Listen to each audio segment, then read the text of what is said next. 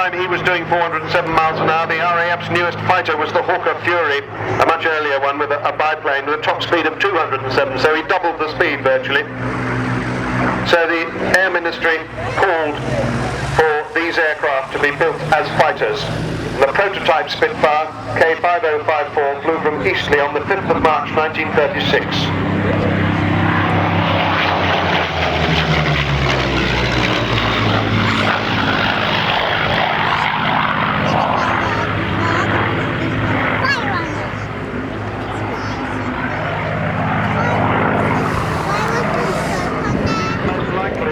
But it was Sir Robert McLean who suggested it.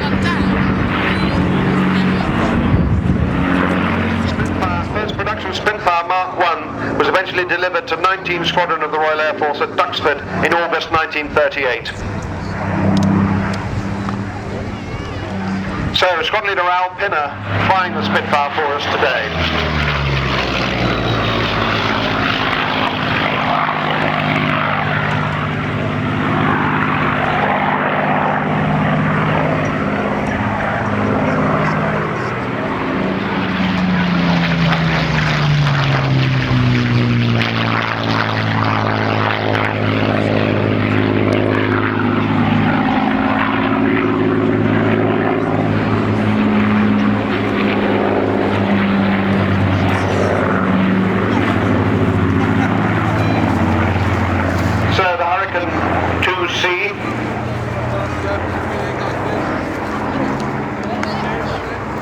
This aircraft was actually the last Hurricane to be built in 1944. Flown for us today by the station commander at RAF Coningsby Group, Captain Bob Judson.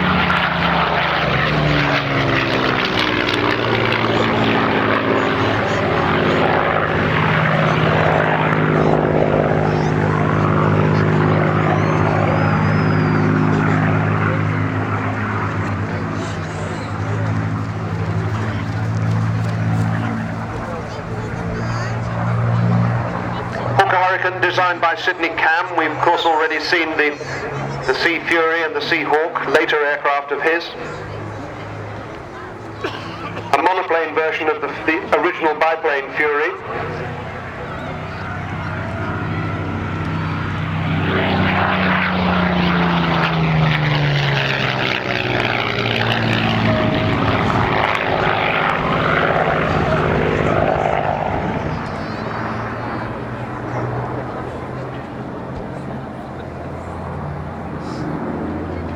By the time the Battle of Britain had started in August 1940, the RAF had 2,300 Hurricanes and about 1,380 Spitfires.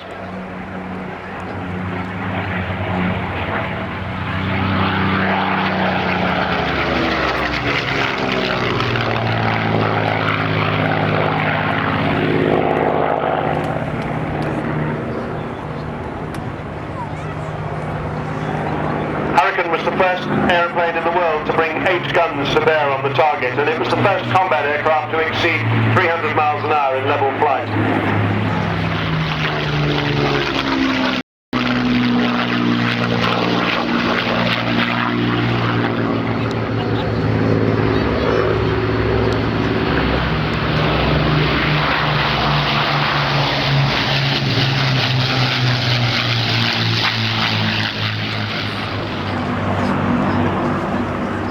Force's fabulous wartime bomber, the bomber that took the fight to the Germans at a time when there was no other way to fight back, the bomber that meant that flying from Britain they could actually attack the Germans deep into their country, the bomber that achieved all the extraordinary things that we know about, like the Dam Busters raid. And of course, the other thing that we're celebrating this year is the end of the war, in which Lancaster bombers conducted Operation Manna, when they dropped food from their bomb bays to the starving people of Amsterdam, and in fact to the rest of Holland. Now look, talking of that bomb bay, I believe the bomb doors are open now, and you get an idea of the enormous size of the bomb bay of this old bomber.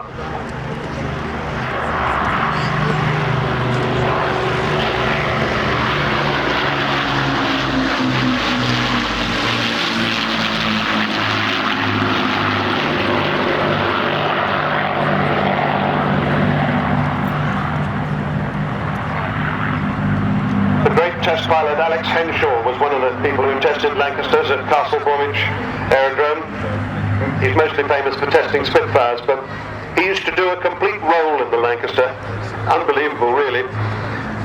And he made sure that he kept the aircraft perfectly balanced. He used to leave his flying glove on the instrument panel so that he could check for never exceeding the 0G level. He even did a roll once in a Lancaster with someone standing behind him. Unbelievable stuff. First operational Lancaster squadron was number 44 at Waddington.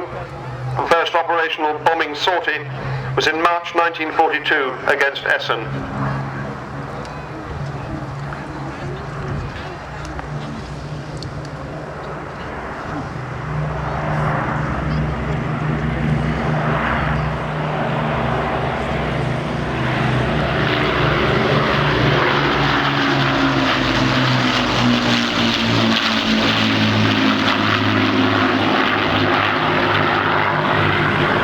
Lancasters made 156,000 operational sorties.